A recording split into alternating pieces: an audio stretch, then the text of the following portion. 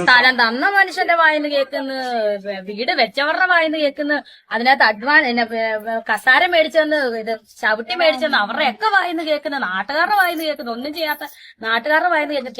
കേട്ട് മടുത്ത്. ഇതിലും ഭേദം ആ വാടക വീട് തന്നെയായിരുന്നു. സത്യം പറഞ്ഞു ഇതിലും ഭേദം അതായിരുന്നു. ഒന്നും അല്ലെങ്കിലും കടമാണേലും മേടിച്ച് വാടക കൊടുക്കാനുണ്ട്, അതും പറ്റുന്നില്ല. ഇപ്പൊ അതിനകത്ത് ഇറങ്ങിക്കഴിഞ്ഞാൽ സുധിച്ചേണ്ട വീട് വിട്ടവളെ ഇറങ്ങി എന്ന അടുത്ത വാർത്ത വരും. ഇതൊന്നും പറ്റാത്ത അവസ്ഥയാണ് ഈ എന്നെ പോലുള്ള എനിക്ക്.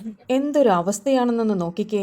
രേണുസുതി സത്യം പറഞ്ഞാൽ എന്താണ് ചെയ്തത്? KHDC ഫിറോസ് നിർമ്മിച്ചു നൽകിയ വീടിന്റെ ഭാഗത്തുണ്ടായിരുന്ന ചില പൊട്ടലും പൊളികളുമെല്ലാം രേണുസുതി ചൂണ്ടിക്കാണിച്ചു.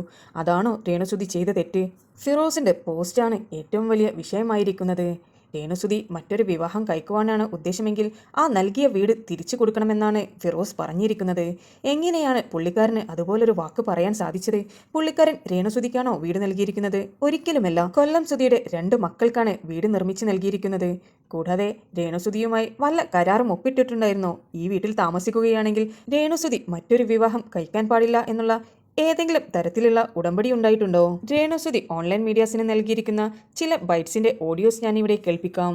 ഇനിയിപ്പൊ അഥവാ കല്യാണം കഴിച്ച് വന്നാൽ പോലും 2 വർഷം കഴിയുമ്പോൾ ഞാൻ ഇനി കല്യാണം കഴിച്ചാൽ പോലും ആ വീടിനകത്ത് എന്താണ് ഞാൻ നിൽക്കുന്നത്? മനസ്സിലായി? ആ കല്യാണം കഴിക്കുന്ന ആളെ ഞാൻ നിർത്തും. പോരെ, അതുപോലെ അത്രയും ഞാൻ എന്തായാലും വാക്ക് തന്നല്ലോ. അപ്പം ഫിറോസൊക്കെ അതിനെപ്പറ്റി ഓർത്ത് ടെൻഷൻ അടിക്കണ്ട.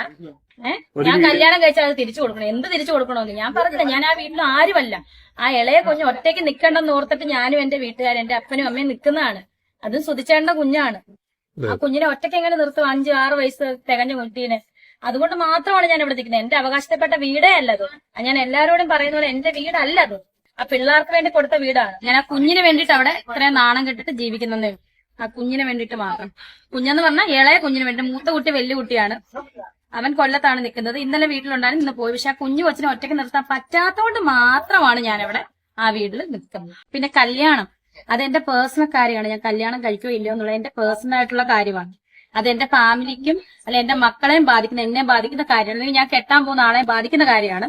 അതൊന്നും പുറമേ ഉള്ള ആൾക്കാർ ടെൻഷൻ അടിക്കുവോ ഒന്നും ചെയ്യണ്ട. ചിലപ്പോ ഞാൻ കെട്ടി, ചിലപ്പോ കെട്ടാതില്ല. അത് എന്റെ ഇഷ്ടമാണ്. ഞങ്ങളുടെ ഫാമിലിയെ ബാധിക്കുന്ന കാര്യമാണ്. അതിന് ഈ കിടന്ന് ടെൻഷൻ അടിച്ച് വീട് തിരിച്ചു കൊടുക്കണോന്നൊക്കെ പറഞ്ഞാൽ അത് എവിടുത്തെ ന്യായമാണ്?